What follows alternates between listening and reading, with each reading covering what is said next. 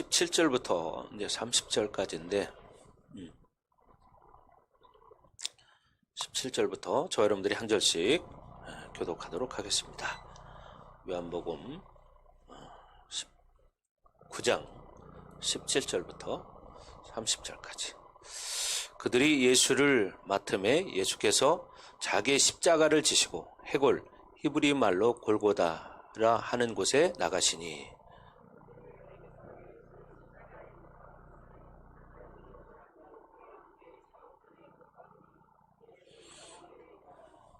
빌라도가 패를 써서 십자가 위에 붙이니 나사렛 예수 유대인의 왕이라 기록되었더라.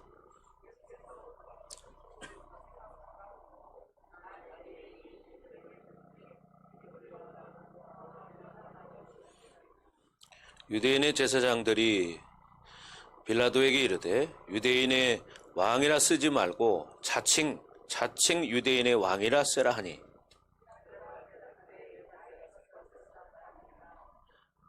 군인들이 예수를 십자가에 못 박고 그의 옷을 취하여 네 깃에 나누어 각각 한 깃씩 얻고 속옷도 취하니 이 속옷은 호지 아니하고 위에서부터 통으로 짠 것이라.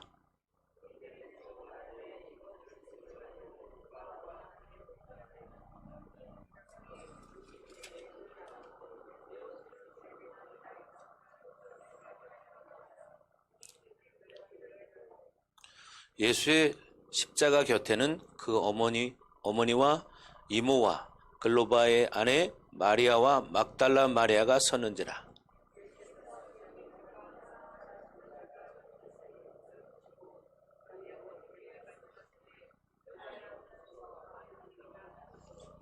또 그 제자에게 이르시되 보라 내 어머니라 하신대 그때부터 그 제자가 자기 집에 모시니라.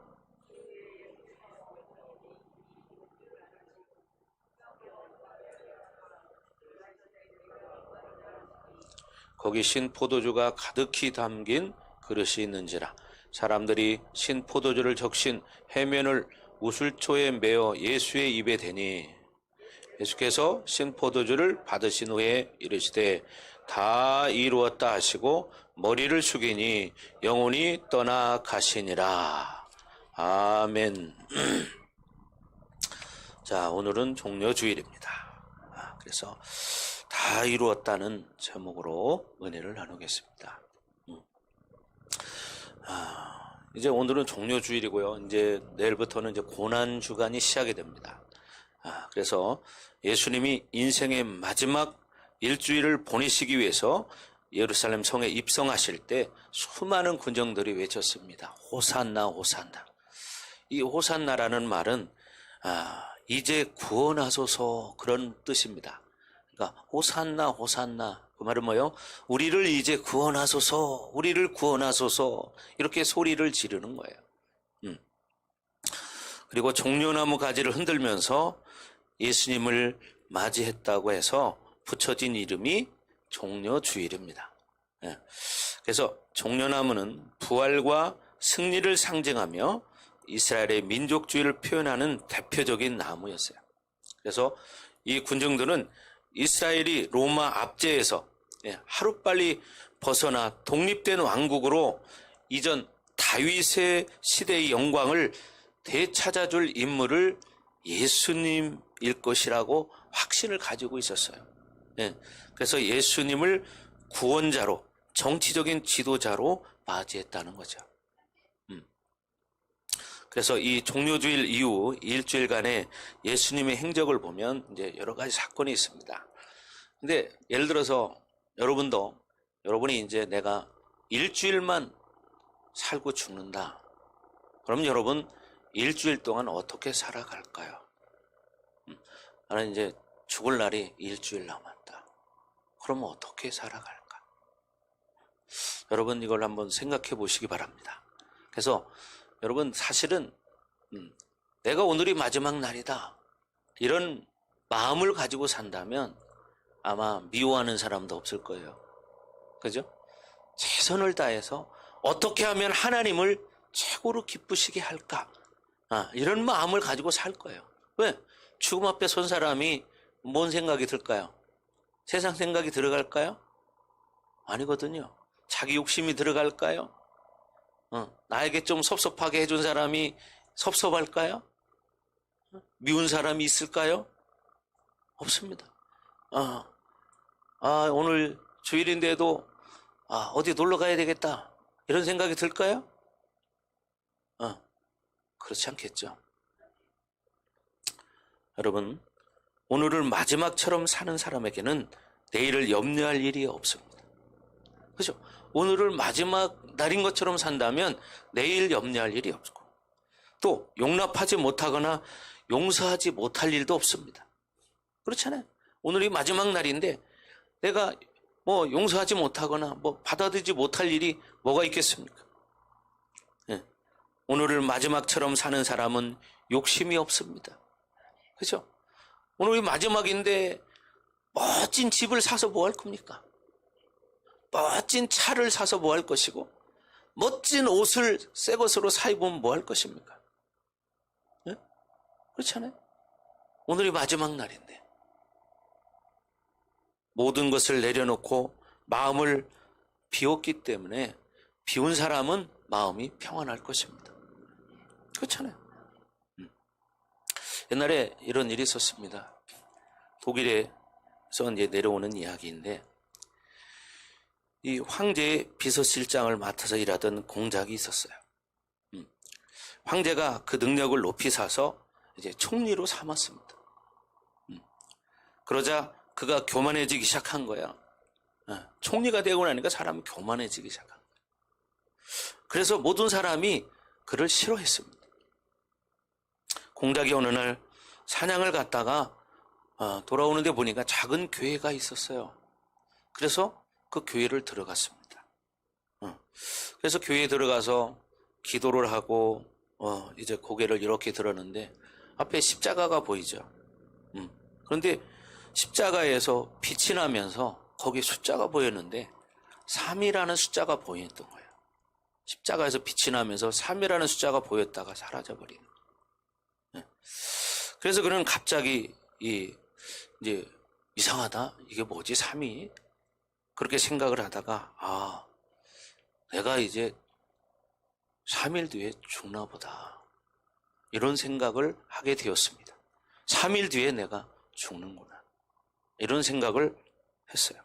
그래서 이 총리는 이제 이 남겨진 3일을 내가 그동안 참 교만했는데 3일 동안이라도 정말 겸손하게 사람들 잘 섬기고 열심히 살아야 되겠다, 이런 생각을 하고 3일 동안 천사처럼 그렇게 선을 행하며 살았다는 거예요. 총리로서 이제 황제와 국민을 위해서 최선을 다하고 살았다는 것입니다. 그런데 3일이 지났는데 죽음이 오지 않았어요. 그는 3일이 지나고 나서 안 죽으니까 그럼 3일이 아니라 3개월인가? 이런 생각을 하게 됐어요. 그래서 그러면 3개월 동안 열심히 내가 진짜 총리로서 일을 잘하고 또 국민과 황제를 위해서 열심히 살아야지. 그러고 정말 천사처럼 열심히 잘 섬겼습니다.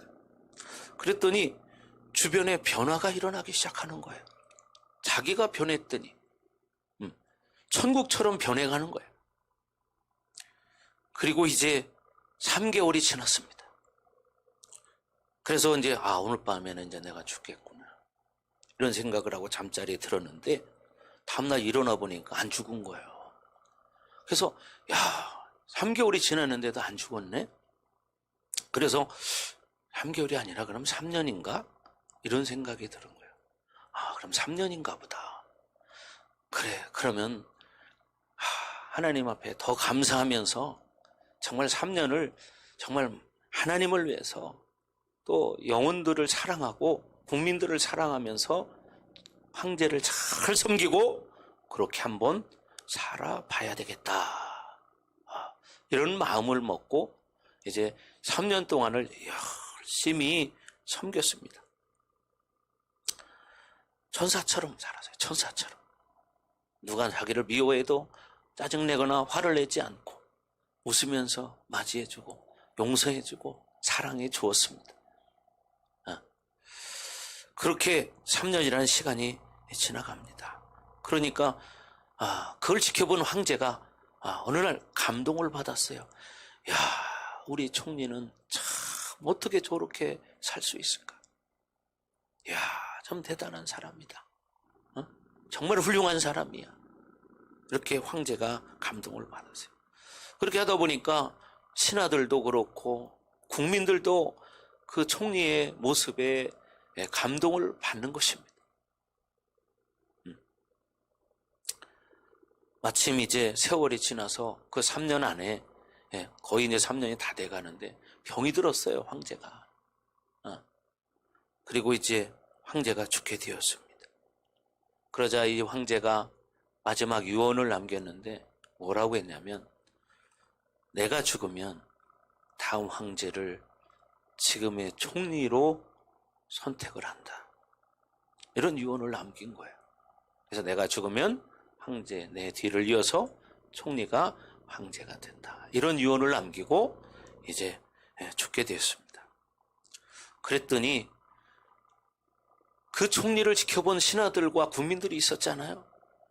그때 그 많은 사람들이 한 사람도 불평하지 않고 많은 국민들과 신하들이 기뻐하며 황제의 유언을 들었습니다.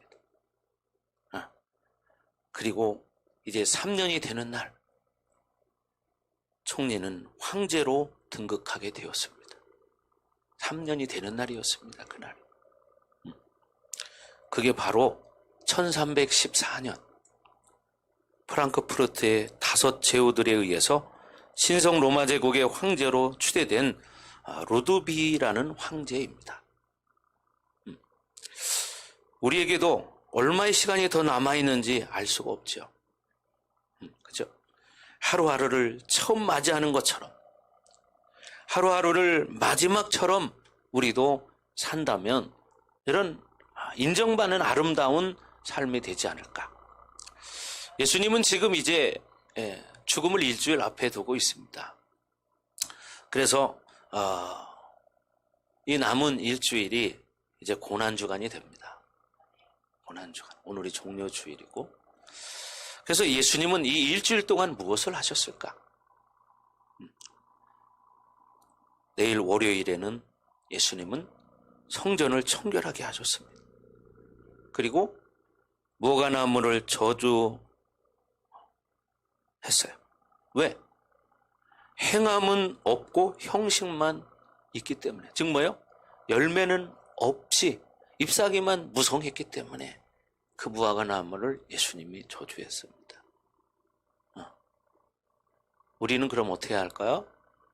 정말 우리도 무늬만 크리스찬이 아니라 실적인 삶에서 열매를 맺는 그런 성도들이 돼야 되겠죠. 그리고 화요일에는 예수님께서 이제 유대 지도자들과 논쟁을 벌입니다. 그래서 여러 가지 권세에 대해서, 납세 문제에 대해서, 또 부활에 대해서, 어떤 계명에 대해서 여러 가지 문제를 가지고 이제 이 유대 지도자들과 논쟁을 벌여요. 그리고 이제 수요일에는 베다니 문둥이 시몬의 집에서 한 여인이 향유를 붓는 사건이 있습니다. 한 여인이 어떻게 해요? 향유를 붓는 사건이 일어나요. 수요일 날. 그리고 이제 목요일에는 제자들과 함께 최후의 만찬을 하게 됩니다. 목요일 날. 그리고 제자들의 발을 씻어줘요. 세족식을 하게 됩니다. 그리고 나서 그날 밤에 이제 겟셋만의 기도가 시작됩니다. 왜? 내일이면 내가 죽는다는 것을 알기 때문에. 그래서 겟셋만의 동산에 가셔서 정말 땀방울이 핏방울이 되도록 기도를 하고 있습니다. 눈이 작은 사람들이 있네요. 지금, 눈이 약간 하얀 거 보이는 사람. 여러분 하얀 거 보이지 마세요. 자, 여러분, 내일이면 내가 죽는다. 그러면 그 마음이 어떨까요? 예수님은 하나님의 아들이니까 괜찮았을까요? 여러분, 그거를 그렇게 생각하시면 예수님을 모르시는 거예요. 왜? 십자가를 지시기 전까지, 십자가에 죽기 전까지는 예수님 우리가 똑같은 인간의 몸으로 이 땅에 오셨다는 것을 잊으시면 안 됩니다. 우리가 똑같은 인간의 몸을 가지고 있고 지정의를 가지고 있습니다. 그래서 기쁜 걸 보면 기쁘고 슬픈 걸 보면 슬프시고 또 마음이 아픈 걸 보면 예수님도 마음이 아프시고 그런 거예요. 우리 윤 권사님이 안 보이네요. 그 뒤로 한 칸 당겨서 앉으면 좋을 것 같아요. 자, 여러분, 우리도 죽는다고 한번 생각해 봐요. 그러면 어떨 것인가? 내가 죽는다. 그러면 제일 중요할 게 뭘까요? 나하고 가까운 사람들을 내가 얼마나 많이 알았느냐, 이걸까요? 내가 친척들을 얼마나 많이 알았을까? 친척들에게 얼마나 많이 인정을 받았을까? 그런 걸까요? 네? 여러분, 한번 그런 생각을 하고 사셔야 됩니다. 내가 언제든지 어느 날 어떻게 될지 모르기 때문에 내가 오늘 죽는다는 생각, 아니면 내일 죽는다는 생각을 하고 산다면 그 사람은 후회하지 않는 인생을 살 것입니다. 예수님은 이제 내일이면 죽는다는 걸 알고 계십니다. 그래서 이제 마지막 밤에 겟세마네 동산에서 간절하게 하나님 앞에 엎드려 기도를 합니다. 우리가 똑같은 인간이셨기 때문에 십자가를 지는 것을 알기 때문에 예수님은 너무나 고통스러웠던 거예요. 그래서 땀방울이 핏방울이 되도록 간절하게 기도를 하십니다. 그러면서 고백합니다. 아버지여, 할 수만 있거든. 이 잔이 내게서 지나가게 하옵소서. 그러나 나의 원대로 마옵시고 아버지의 원대로 되기를 원하나이다. 이렇게 고백을 하죠. 이게 무슨 말입니까?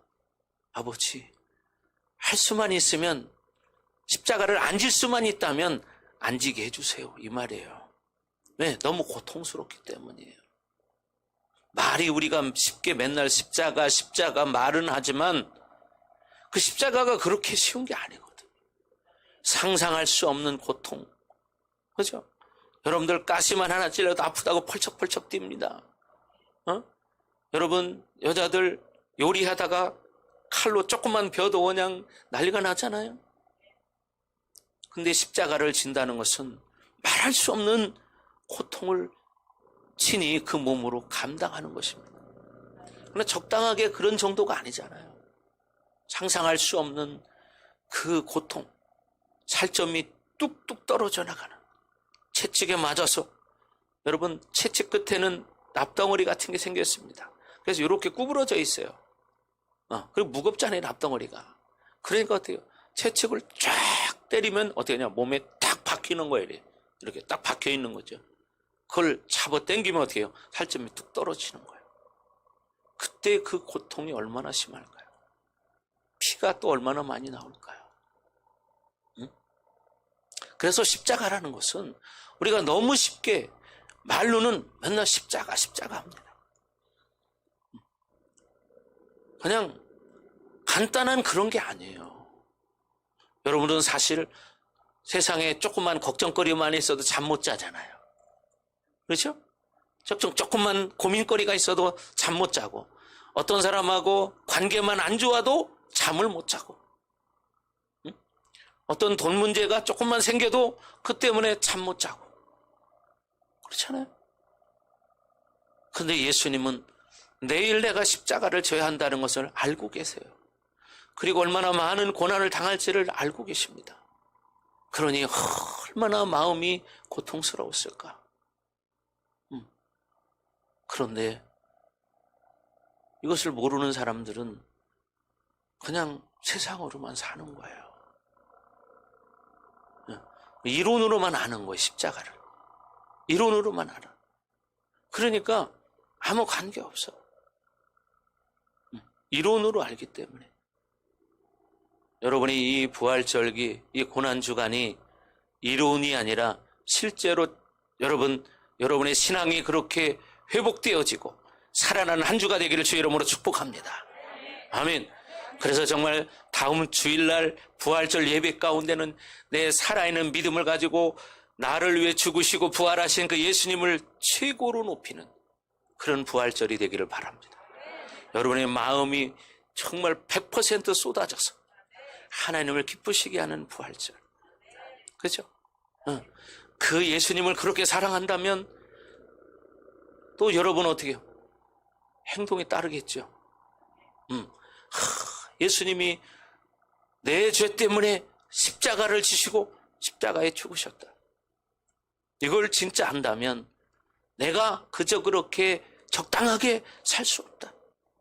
그러니 정말 내가 이 남아있는 시간을 정말 예수님이 기뻐하는 일이 뭘까?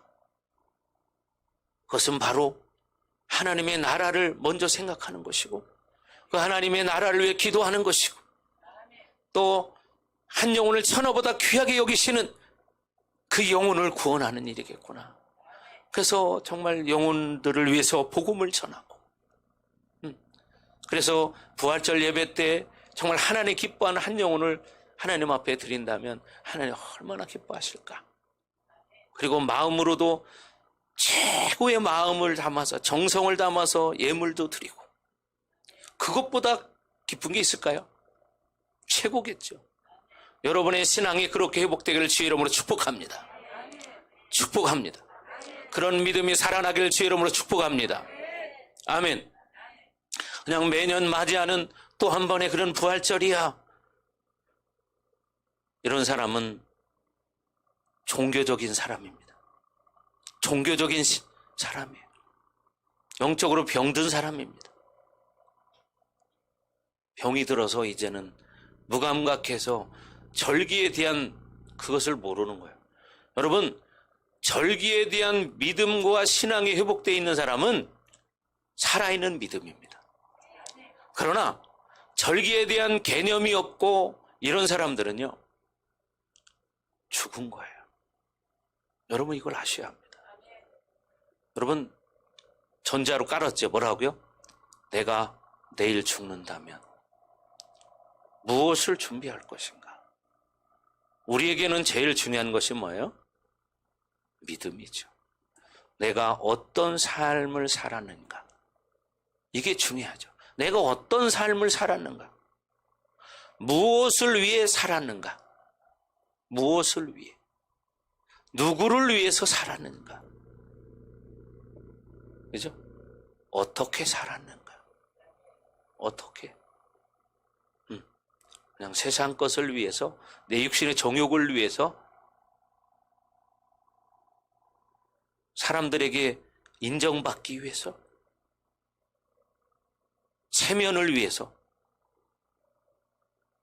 그게 아니죠.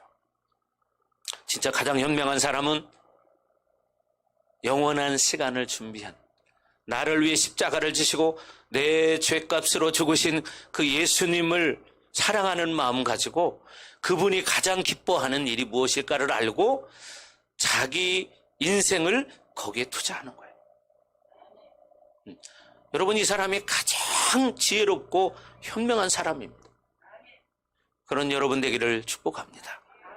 그런 믿음 회복되기를 축복합니다. 그냥 늘 매년 다가오는 절기야, 절기니까 헌금 또 조금 더 많이 해야 되겠네, 이 정도가 아니라는 거예요. 여러분, 헌금은 돈이 아니라 여러분 마음을 드리는 것입니다. 아멘. 마음을 드리는 거예요. 마음을. 그러니까 잘못된 종교적인 행위를 하는 사람들은 늘 그런 생각만 하고 사는 거예요. 마음을 드릴 생각을 해야 됩니다. 우리가. 네, 마음을 드릴 생각을 해야 돼요. 왜? 예수님은 나를 위해서 당신의 목숨을 아끼지 않고 한마디도 부인하지 아니하고 얼마나 고통스러운 그 고통 가운데도 그 십자가를 지셨다는 거예요. 근데 사람 눈치 보고 사람의 말을 듣고 자기 체면을 위해서 사는 사람들은, 자기 배만 불리는 사람들은 참 후회하겠죠. 여러분, 예수님은 이렇게 마지막 고난주간을 갔습니다. 그래서 이 목요일 밤이 어떻게 보면 참 엄청난 고통이 따르는 밤이죠. 그렇지 않아요? 사실 내일 그런다고 하면 오늘 밤이 제일 두려울 거예요. 그리고 이제 금요일에는 잡히십니다. 금요일 날 잡히시는 거예요. 그리고 문초와 고난과 처형을 당하시고 이제 금요일 날 죽으십니다. 금요일 날. 그래서 여러분, 고난주간의 금요일은 성금요일입니다. 성금요일. 예. 그리고 토요일에는 무덤에서 장사돼서 안식하셨습니다. 안식하고 계시죠, 토요일 날은. 그리고 이제 부활주일 새벽에, 주일날 새벽에 부활하셔서 다시 살아나십니다. 아멘. 그래서 우리는 주일날 예배를 드리는 거예요. 왜? 그날 주님이 부활하셨기 때문에. 그래서 주일 그러죠. 주님의 날. 네. 여러분, 그래서 오늘 본문의 말씀은 성금요일에 일어난 일입니다. 오늘 여러분 요한복음 19장 17절부터 30절 읽은 이 말씀 말하는 거예요. 이 말씀이 금요일에 일어난 일입니다. 그래서 예수님이 십자가를 지시고 골고다 언덕으로 오르는 것을 시작합니다. 그래서 여기 골고다는 해골을 의미하는 히브리어 굴골렛, 혹은 아람어 굴굴타에서 온 것이에요. 그래서 처형 장소의 지형이 마치 사람의 두개골을 닮아서 이름이 그렇게 붙여졌다고 알려져 있어요. 또한 골고다는 라틴어로 칼바리아라고 하며, 또 라틴어에서 영어가 뭐라고 말하냐면 이 칼바리가 파상되어 있습니다. 칼바리. 그러니까 뭐하고 좀 비슷하죠? 그래서 우리말 성경은 이 영어에서 뭐라고요? 갈보리라고 하는 거예요. 갈보리. 칼바리에서 이제 우리말은 갈보리. 그래서 17, 18절에 보면 예수님이 자기의 십자가를 지시고 골고다 언덕에 올라가시고, 십자가에 못 박히시고 다른 두 사람도 함께 십자가에 매달렸다고 말합니다. 예수님을 포함해서 세 사람이 이제 처형의 대상이 됩니다. 이 짧은 두 구절이지만 아마도 예수님의 인생 가운데 가장 길고 가장 슬프고 처절하고 고통의 한계에 다다른 참혹한 시간이었을 것입니다. 여러분, 오늘 성경 본문을 한번 묵상해 보시기 바래요. 저도 몇 번 오늘 아침에도 읽어봤습니다. 그런데 사실 이 구절 속에는 예수님의 피냄새가 있죠. 예수님의 고통이 있죠. 예수님의 절규 소리가 들리는 듯하죠. 마치 군중들의 함성과 군인들의 희롱하는 말은 들리지 않아요. 예수님의 절규가, 고통이 들려지죠. 우리 주님의 십자가 고난은 2000년 전에 끝났지만 우리는 믿음이 연약하여 지금도 현재 진행형이고, 우리 주님 다시 오실 그날까지 계속 진행형입니다. 여러분도 설교 들으시고 오늘 집에 가셔서 이 본문을 다시 한번 묵상해 보시기 바랍니다. 생동감 있는 주님의 고통의 소리가 들려지실 겁니다. 그러면 주님이 매달리신 십자가 앞에 엎드리는 참회와 은혜의 시간을 갖게 되실 겁니다. 예수님이 십자가에 달리신 시간이 금요일 오전 9시였습니다. 금요일 오전 9시. 그리고 운명하신 시간이 오후 3시였습니다. 오후 3시. 그러니까 6시간 동안 십자가에 달려 계셨던 것입니다. 6시간. 시간을 역산해 보면, 즉 금요일 새벽 1시에서 3시쯤에 잡히셨고, 그리고 공의 앞에 끌려 가셨고, 이제 대사장 가야바에게 신문을 받으십니다. 그리고 아침 6시쯤에 빌라도의 판결을 받은 후에 채찍질을 당하셨어요. 그리고 오전 8시쯤 이 홍포, 자색 옷과 가시면류관을 쓰신 예수님이 십자가를 지시고 골고다를 향해 걸어가셨습니다. 9시에 손과 발에 못이 박힌 채 십자가에 달리셨던 것입니다. 이런 고난의 과정을 시간순으로 적어보면 당시의 현장의 장면이 상상으로 떠올려지는 것만으로도 사실은 좀 그렇지 않아요. 여러분 한번 생각해 보세요. 생각해 보세요. 당시 현장에 있던 사람들은 어떠했을까요? 십자가 밑에서 처형 장면을 지켜본 사람들의 모습은 세 부류였습니다. 첫째로 로마 군인들이 있습니다. 소란의 대상이 된 인물을 처형하는 일이 그들은 부담스러웠을 겁니다. 그래서 빨리 끝났으면 좋겠다, 이런 마음이었을 거예요, 그 사람들은. 이 와중에 일부 병사는 벗겨진 예수님의 옷을 서로 가지려고 장난을 치기도 했습니다. 예. 여러분 패션 오브 크라이스트 영화 보셨죠? 거기에 보면 로마 병정들은 어떻게 해요? 계속 술을 마십니다. 그러니까 그 술 기운에 이런 장난까지 치는 거예요. 이들에게는 사람이 죽어가며 내지르는 비명과 피 흘림이 그저 짐승을 잡는 일과 마찬가지였을 거예요. 짐승을. 두 번째, 예수님의 어머니가 있었고 또 마리아와 다른 여인들도 있었고 사도 요한이 있었습니다. 예수님의 피 흘림과 절규를 지켜봐야 했죠. 여러분 생각해 보세요. 사랑하는 아들이 눈앞에서 죽어가는 생생한 장면을 목격하고 있는 어머니의 심정을 어떻게 말로 표현할 수 있겠습니까? 이거는 상상을 초월하는 것입니다. 여러분 한번 생각해 보세요. 여러분 아들이 내가 보는 앞에서 지금 고통스럽게 죽어가고 있다. 여러분은 어떨 것 같습니까? 상상을 초월하죠. 말로 표현할 수가 없지.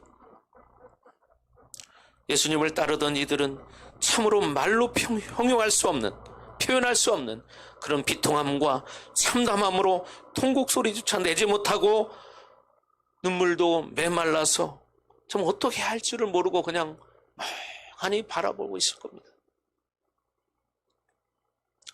세 번째는 유대인들과 구경꾼 군중들이 있었습니다. 그들은 신성모독한 자가 받을 당연한 결과라고 생각하고 있습니다. 신성모독한 자니까 당연히 저 인간은 죽어야 돼. 이렇게. 이들은 예수님을 조롱하면서 성전을 헐고 3일 만에 짓겠다던 사람아, 내 자신이나 구원해봐라. 어디 네가 하나님의 아들이라면 십자가에서 한번 내려와 봐. 이렇게 조롱했을 겁니다. 여러분 성경에도 우리말 성경으로 보면 이렇게 표현되어 있습니다. 남을 구원한다더니 정작 자기 자신을 구원하지 못하는구나. 그가 이스라엘의 왕이니 어디 한번 십자가에서 내려와 보지. 그럼 우리가 믿을 텐데. 이렇게 조롱하고 비웃었을 겁니다. 끝까지 예수님을 공격했습니다. 이들은 예수님이 무기력하게 죽어가는 것을 확인하고 예수님이 사기꾼이라는 것이 증명되었다는 듯이 의기양양했어요. 왜? 그들이 생각할 때, 야, 봐봐. 우리 말이 맞았지. 진짜 저가 하나님의 아들이었다면 저렇게 십자가에 죽겠어? 내려오겠지. 자기를 구원시키겠지. 근데 못 내려오잖아. 봐, 그치? 우리 생각이 맞았던 거야. 여러분 이렇게 생각할 겁니다. 유대인들이 얼마나 철저하고 냉철한 율법주의자들이었는지 여러분 19절에서 22절을 보면 알 수 있습니다. 즉 유대인의 왕이라고 쓰지 말고 뭐라고요? 자칭 유대인의 왕이라고 쓰라, 이렇게 말합니다. 자칭 본인이 유대인의 왕이라고 했다 이 말이죠. 여러분 지금 이들은 사람이 비명을 지르며 처참하게 죽어가는 생지옥 같은 피비린내 나는 현장에 있으면서도 예수님이 달리신 십자가 위에 쓰인 글귀가 잘못되었다고 시비를 거는 거예요. 네? 십자가에 달린 이 패에는 히브리어도 써 있고 로마어로 써 있고 또 헬라어로 써 있습니다. 뭐라고요? 유대인의 왕이라고. 그런데 유대인들은 그것이 몹시 못마땅했고 자칭 유대인의 왕이라고 고쳐 써달라고 거칠게 지금 항의하고 있는 거예요. 아무리 예수님이 이들에게 있어서 정적이었다고 해도 지금 눈앞에서 피 흘리며 죽어가는데도 자신들의 이익과 자존심을 앞세워서 극도의 이기심만 내세우는 모습을 보고 있는 거예요. 정말 해도 너무하는 거죠. 피 한 방울 나오지 않을 냉혈한 인간의 모습을 보고 있는 겁니다. 여러분, 이렇게 종교의 영에 붙들리면 이렇게 돼버립니다. 종교의 영에 붙들려 버리면 이렇게 되는 거예요.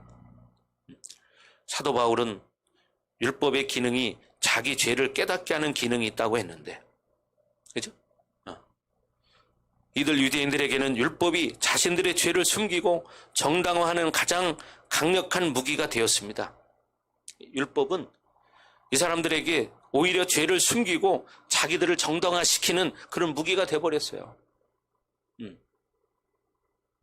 잘 들으셔야 합니다. 지금이 기회입니다. 이 기회를 그저 그렇게 흘려보내시는 분들, 그 시간이 오면 영원히 돌이킬 수 없습니다. 지금이 기회입니다. 그 기회를 수없이 주고 있는데도 그걸 깨닫지 못하는 사람들이 있습니다. 여러분, 우리는 이 종려주의를 맞으면서 정말 내가 이제 마지막이다 생각하고 여러분, 내 인생을 바꿔야 합니다. 한번 여러분이 죽음 앞에 서보십시오. 죽음 앞에 서봐요. 마음이 어떨 것인가. 그런데 그때는 아마 속으로 그랬을 겁니다. 하나님 살려만 주시면 내가 이제 하나님 잘 믿겠습니다. 자기가 사랑하는 사람이 수술대에서 지금 위험한 수술을 합니다. 그러면 아마 그 가족들은 그럴 겁니다. 하나님, 우리 엄마, 우리 아빠만 살려주신다면 우리가 이제 하나님 잘 믿겠습니다. 그랬을 겁니다. 아마 그렇게 수술대에서 수술하러 들어가는데도 하나님, 우리 엄마가 살아나면 여전히 똑같이 그냥 그렇게 믿겠습니다. 그랬을까요? 여전히 그냥 기도 안 하고요. 세상 되는 대로 살게요. 그렇게 했을까요? 여전히 그렇게 살게요. 세상으로. 그랬을까요? 그렇지 않죠. 울고불고 난리가 나겠죠. 여러분, 여러분이 한번 겪어보십시오.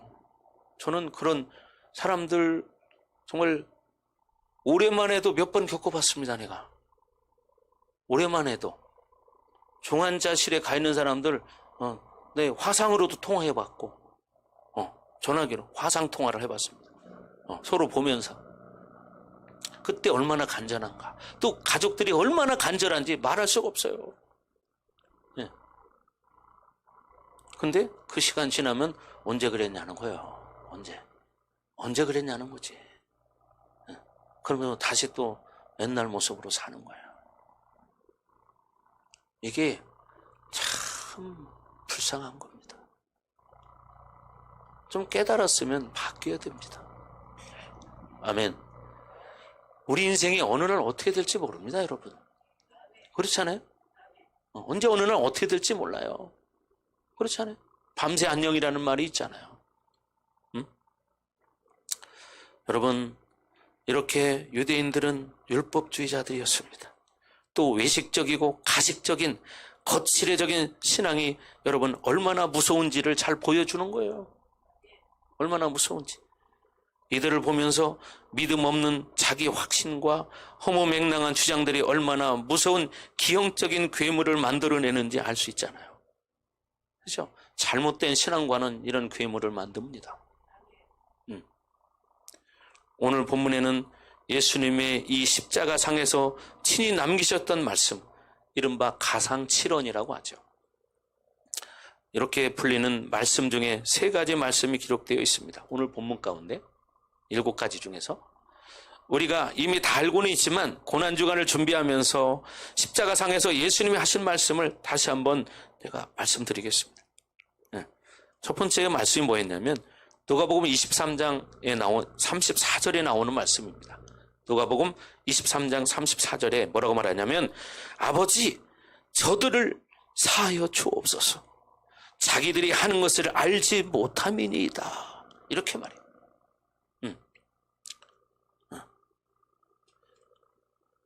그리고 두 번째는 뭐라고 말하냐. 내가 진실로 내게 이르노니 오늘 내가 나와 함께 낙원에 있으리라.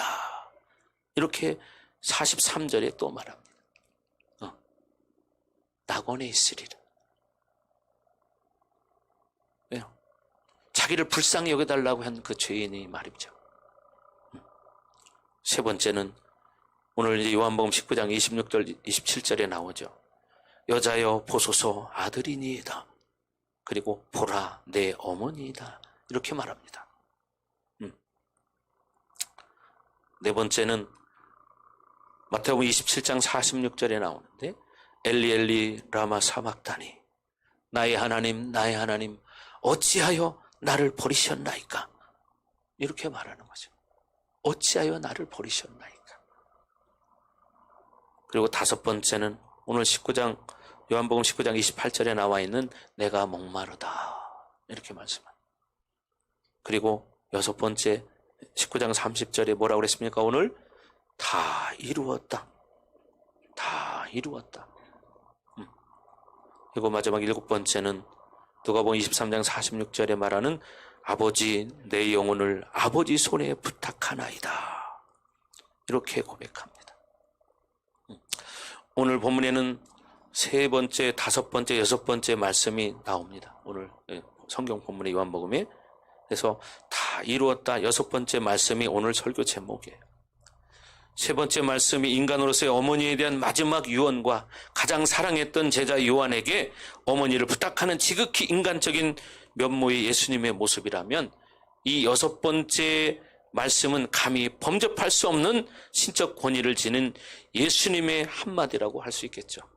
다 이루었다. 그 말씀은 실로 엄청난 말씀입니다. 이 말씀은 세상을 새롭게 재창조하시는 권능의 말씀이고 또 구약 성경의 예언이 완벽하게 이루어지는 성취의 말씀이고 세 번째는 인류에게 구원의 포문을 열어주는 소망의 말씀입니다. 다 이루었다. 네 번째는 사망과 멸망의 공포를 걷어내는 생명의 말씀입니다. 하나님이신 예수님, 하나님의 아들이신 예수님만이 선포할 수 있는 유일한 전능자의 포효라고 말할 수 있습니다. 다 이루었다. 이 말을 들으면 들을수록 머리카락이 곤두서고 온몸의 소름과 감동의 전율을 느낍니다. 예수님은 이 한마디의 말씀을 완성하기 위해 이 땅에 인간의 몸으로 오셨고 이 말씀을 선포하기 위해서 모진 고난과 십자가의 죽음에 순종하셨다는 겁니다. 순종. 이 위대한 말씀은 주님 오시는 그날까지 완벽하게 유효하고 절대로 변할 수 없는 영광과 진리의 말씀으로 기억될 것입니다. 아멘. 이제 우리는 다 이루었다는 주님의 위대한 말씀을 공허한 메아리로 흘려버리거나 문자로 기록된 글자로만 받아서는 안 된다는 거예요. 아멘. 그분이 다 이루었기 때문에. 아멘. 내 심장을 강하게 타격하는 생명력 있는 말씀으로 받아들여야 합니다. 이 말씀을 제대로 받아들여야만 부활의 주님 앞으로 나아갈 수 있는 겁니다. 이 말씀을 대할 때 내가 어떻게 반응해야 제대로 받아들일 수 있을까요? 예수님의 십자가 주변에 있던 세 부류의 사람들을 기억하시면 답이 나옵니다. 내가 어떻게 반응해야 될까? 여러분, 군인들이 있다고 말했죠. 군인들은 예수님을 십자가에 못 박으면서 어떻게 해요? 피가 튀는 것을 봤고 또 여러분 패션 오브 크라이스트 영화를 보면 그들의 얼굴에도 피가 묻어요. 그죠? 손에도 피가 막 묻어 있어요. 살이 찢어져서 내동댕이 쳐집니다. 살덩어리들이 떨어져 있죠. 그 일이 얼마나 잘못된 일인지 모르는 군인들처럼 냉담하고 무지한 마음이어서는 안 됩니다. 군인들은 예수님이 십자가에서 7원의 말씀을 하든 70원의 말씀을 하든 죽기 전에 미쳐서 헛소리하는 정도로 알았을 겁니다.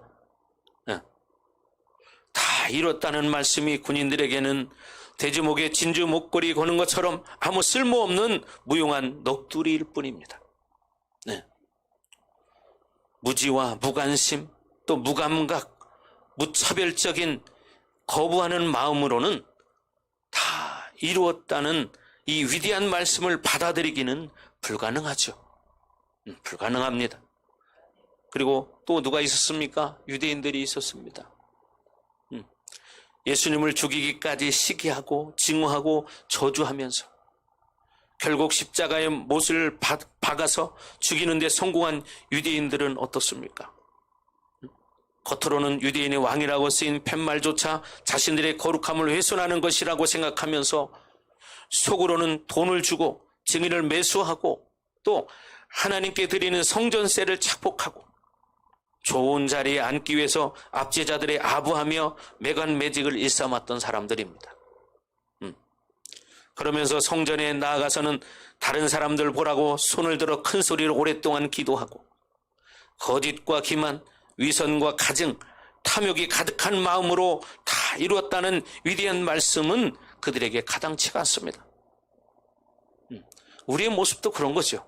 신앙생활 그냥 덜렁덜렁 대충 그냥 종교적으로 하면 그런 사람들에게는 다 이루었다는 이 말씀이 무슨 말인지를 모르는 거예요. 예배 시간 다 끝났다, 밥 먹으러 가자. 이건 잘 들릴 거예요. 그 말씀이 생명일지 몰라, 그 사람에게는. 여러분들이 여러분의 신앙을 짚어봐야 됩니다. 점검해야 됩니다. 내가 얼마나 병이 들었는지를 모릅니다. 영적인 병이 얼마나 들었는지.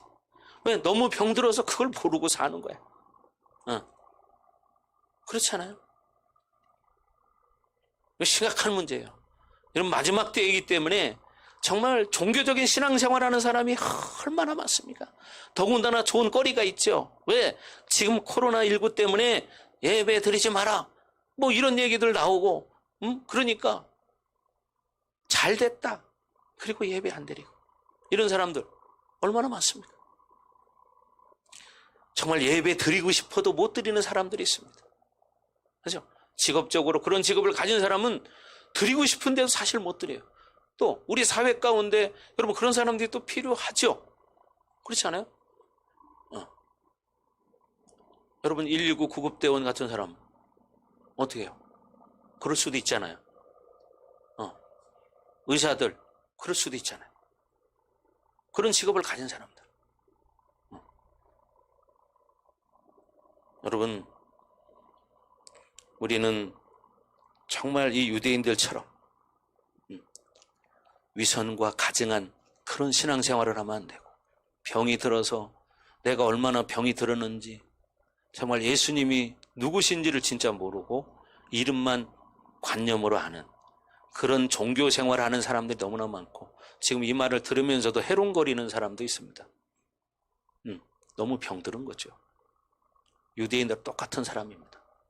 너무 병들어서 본인이 어느 정도인지를 모르는 거예요. 여러분 이거 심각한 거예요. 여러분 이제 깨어나셔야 합니다. 아멘. 이런 병든 사람은 나중에 심각한 거예요. 그때는 호들갑을 떨고 난리를 쳐도 바꿀 수가 없습니다. 지금이 기회이기 때문에. 이 기회를 놓쳐버린다면 다시는 그런 기회가 오지 않습니다. 그때 아무리 놀라고 소리치고 비명을 지른다고 그게 돌아올 것 같으냐? 회복이 안 됩니다, 그때는. 근데 제가 이렇게 보면요, 평상시 신앙생활 제대로 안 한 사람들이 무슨 일 당하잖아요. 그러면 더 호들갑 떨어요. 난리가 나더라고. 내 지금까지 경험해보면. 예? 믿음 있는 사람들은 믿음으로 참 이렇게 준비해 나가더라고. 근데 믿음이 없는 사람들은 난리가 나요. 그렇더라고. 제가 지금까지 목회하면서 경험한 거예요. 여러분, 그때 가서 아무리 소리쳐본들 소용없습니다. 하나님은 성경에 말합니다. 그들이 부를지라도 내가 응답하지 아니하리라. 그들이 부를지라도 내가 응답하지 아니하리라. 그렇게 말씀하십니다. 여러분, 이런 자들은 하나님 보시기에 다 토해버리고 싶은 썩은 내나는 버러지와 같은 자들일 뿐입니다. 그죠? 유대인들은 지금도 마찬가지. 예수님이 누군지 모릅니다. 예수님을 메시아로 받아들이지 않습니다. 자, 그리고 세 번째, 마리아와 여인들이 있었고 요한이 있었습니다. 마지막 남은 자들인 마리아와 여인들, 그리고 제자 요한의 마음을 여러분 들어보십시오. 뭐라고 말했을까? 어머니가, 아들아, 처참하게 죽을 것을 알았지만 자기 몸에서 난 아들의 처참한 죽음을 목격하고 자신의 몸에 살과 피가 튀는 것을 보고 그때의 참담한 심정, 육신의 어머니의 마음이 어땠을까? 그죠? 그리고 자신이 가장 사랑받았다는 것을 알기에 붙잡히는 것을 두려워하지 않고 도망가지 않고 끝까지 자리를 지킨 요한의 마음도 거기에 있을 겁니다. 그렇죠? 도망간 사람들 있잖아요. 그리고 물심양면으로 예수님을 도우며 뒷바라지했던 이름도 빛도 없는 수많은 여인들의 마음이 거기에 있습니다. 이 사람들의 마음, 그 마음에는 다 이루었다는 말씀이 마치 천둥과도 같은 소리처럼 들렸을 것입니다. 영원히 지워지지 않는 칼로 가슴판에 새기는 절대 믿음의 음성이 각인되었을 것입니다. 마리아와 여인들, 그리고 제자 요한, 이 사람들의 마음과 마음들이 곧 이 시대의 그리스도인들의 마음이어야 하고 우리 교회의 모든 성도들의 마음이어야 합니다. 무관심의 마음으로는, 거짓된 마음으로는 다 이루었다는 마음이 감동으로, 은혜로, 선물로 주어지지 않는다는 거예요. 가슴을 찢으며 통곡하며 참여하는 마음으로 위험도 불사르고 끝까지 자리를 지키는 택함받은 제자의 마음으로, 그리고 빛도 없이 이름도 없이 죽도록 충성하는 순종의 마음이 되어야만 다 이루었다는 말씀이 임마누엘의 말씀으로 강력하게 역사하는 것입니다. 역사하는 거죠. 이번 종료주일과 고난주간을 지나면서 다른 모든 것 다 내려놓으시고 오직 십자가 앞에 엎드리는데 온 마음과 시간을 쏟아 부으시기 바랍니다. 십자가 앞에서 마지막 주님이 보았던, 그리고 다 이뤘다는 음성을 똑똑하게 들었던 신실한 자들의 마음을 여러분 한번 품어보시기 바랍니다. 성령이 역사하셔서 여러분을 십자가에 우리 주님이 달려 계신 그때 그 현장으로 인도하실 거예요. 그죠? 근데 영이 병들은 사람은 아무 관계가 없더라. 그죠? 아무 관계가 없더라. 우리 교회 모든 성도들은 십자가 앞에 가장 가까이에 다가가셔서 다 이루었다는 우리 주님의 말씀을 생생하게 듣고 즉각 반응할 수 있는 준비된 마음들이 다 되시기를 바랍니다. 아멘. 부활 영생을 선물로 주시는 우리 주님과의 복된 만남을 여러분 간절히 사모하시기 바라요. 아멘. 여러분, 신앙이라는 것은 어느 날 갑자기 뚝딱 떨어지는 게 아니잖아요. 만들어가는 거예요. 만들어가는 거예요. 우리의 이 연약한 모습 때문에 예수님은 우리를 위해서 이 땅에 오셨습니다. 우리를 위해서. 나를 위해서. 왜? 나를 살리기 위해서죠. 영원히. 사실 우리가 죄가 없다면 예수님이 왜 이 땅에 오셨고, 우리의 죄값을 우리가 해결할 수 있다면 예수님이 왜 이 땅에 오셨을까요? 그렇잖아요.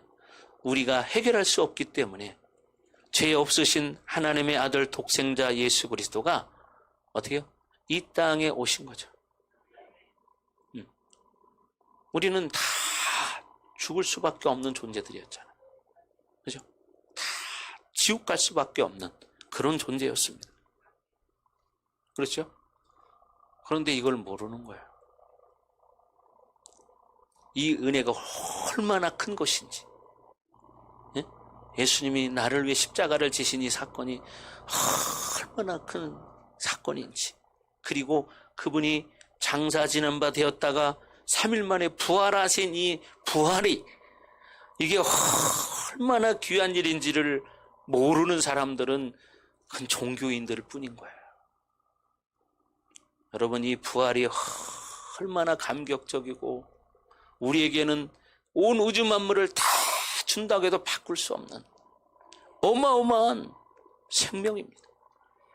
이게 부활절입니다. 이 부활을 실제 알면 여러분의 인생은 완전히 새로워지는 거예요. 완전히 새로워지는 거예요. 근데 이 부활의 의미를 모르기 때문에 그냥 여전히 예전처럼 똑같이 살아가는 거예요. 2021년도 부활절을 맞이해서 이 고난주간에 여러분의 부활의 믿음을 다시 한번 점검해 보시고, 정말 내 믿음이 아직도 종교적인 사람이라면 이제 나는 여기서 바뀌어야 되겠다 결단하시고, 이 한 주간이 여러분의 인생을 완전히 부활시키는 그런 한 주간이 되시기 바랍니다. 그렇게 되길 주의 이름으로 축복합니다. 아멘. 네, 그렇게 되시길 축복합니다. 여러분, 정말 부활의 신앙이 돼야 됩니다. 부활의 신앙이 살아있는 신앙입니다. 믿음의 신앙입니다. 아멘. 여러분, 이걸 믿으셔야 돼요. 여러분, 우리 인생을 올바르게 코치할 수 있는 분, 인도하실 수 있는 분, 영원까지 책임질 수 있는 분, 그분은 오직 예수 그리스도입니다.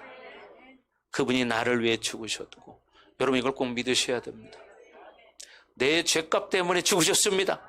내 죄값 때문에. 그래서 우리는 어떻게? 내 죄값을 예수님이 지불하셨어. 그러니까 어떻게? 나는 죄가 없어. 이제는 나는 의인이야. 의인. 나는 의덩어리가 되고 예수님은 죄덩어리가 된 거예요. 아멘.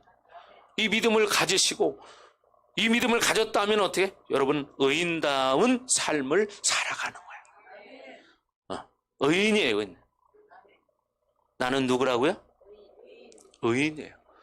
한 번 의인은 죽을 때까지 의인이다. 진짜 그 믿음을 지키는 사람은 영원한 의인이다. 이 의인이라는 것은 죄를 졌다고 해서 의인이 삭제되는 게 아니에요. 죄인이 죄를 졌지만 의인은 신분이 변하지 않아. 살아있을 때까지는. 근데 살아있을 때까지 뭐가 필요한 거예요? 하루속히 회개가 필요한 거예요. 회개가. 의인의 신분은 변하지 않아. 그러니까 빨리 어떻게 회개해야지. 근데 귀신은 뭐라고 말합니까? 봐라, 너는 또 죄졌지.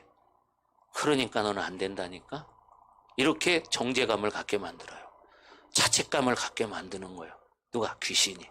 그럼 이 자존감이 낮은 사람은 맞아, 나는 안 되는가 봐. 또 이렇게 동의를 하네요. 이건 어리석은 겁니다, 여러분. 속는 겁니다. 아멘. 예수님이 왜 십자가를 지셨습니까? 그런 나의 죄값을 지불하셨다는 거예요. 응? 그러니까 우리의 본래의 신분은 의인이라는 거예요. 의인. 의인. 왜? 예수님 오늘 뭐라고 말했습니까? 다 이루었다. 다 이루었다는 거예요. 다 지불했다는 거예요. 그러니까 뭐예요? 우리는 의인이라. 내가 조금 잘못해도 의인이다. 그러나 그걸 당연시하면 안 된다. 그걸 죄를 반복하다 보면 자기가 돌이킬 수 없을 만큼 묶이는 경우도 있습니다. 그래서 지옥 가는 사람들도 많습니다. 그래서 성경에 주여 주여 하는 자마다 다 천국에 들어갈 것이 아니요 다만 하늘에 계신 내 아버지의 뜻대로 행하는 자라야 들어가리라. 분명히 말하잖아요. 그래서 뭐라고요? 좁은 문으로 들어가라. 좁은 문으로 들어가라. 좁은 문으로. 그죠? 네. 좁은 문으로 들어가야 돼. 멸망으로 인도하는 문은 크고 길이 넓어 그리로 들어가는 자가 많고, 생명으로 인도하는 문은 길이 좁아 찾고 협작하여 찾는 이가 적음이니라. 그러니까 제대로 신앙생활하는 길은 좁아요. 생명의 길은 좁아요.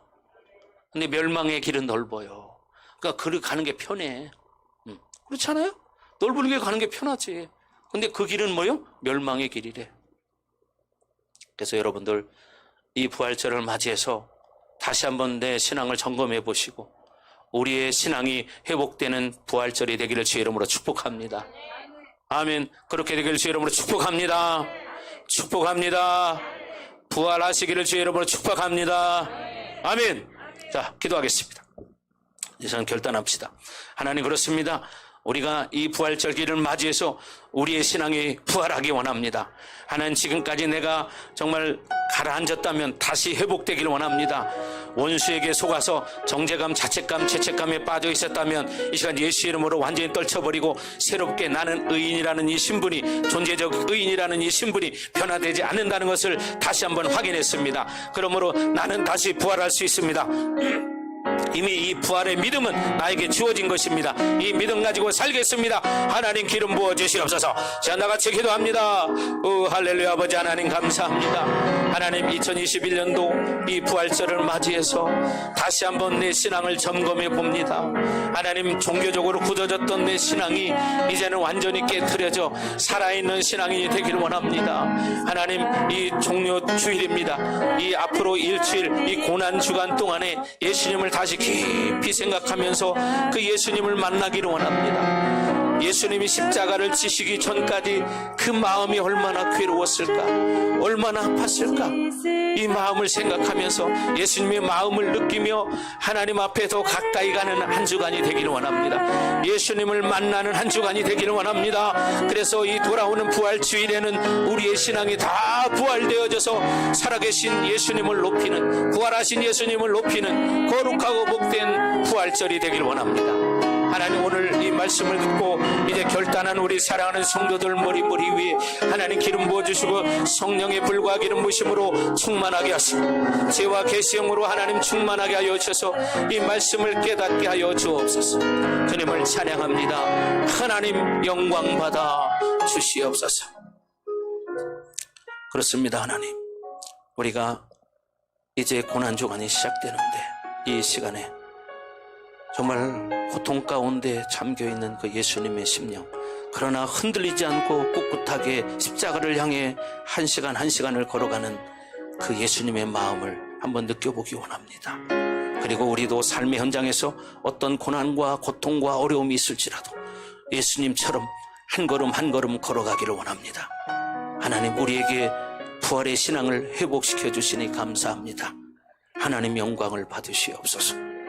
이제는 이 교회의 머리가 되시는 예수 그리스도의 은혜와 독생자를 아낌없이 우리를 위해서 이 땅에 내어주신 하나님 아버지의 극진하신 사랑하심과 보혜사 성령님의 감화감동 내주 역사 위로 충만하심이 오늘 부활의 신앙을 회복하기로 결단하는 사랑하는 성도들 머리 위에, 각 가정 위에, 우리 반석교회 위에, 그리고 이 나라와 세계 열방 위에, 그리고 온라인으로 예배드리는 모든 성도들 위해 이제로부터 영원토록 함께 할지어다. 아멘.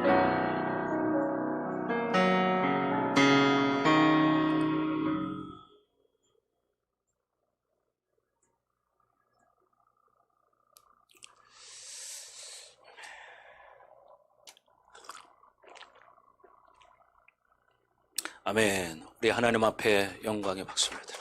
감사합니다.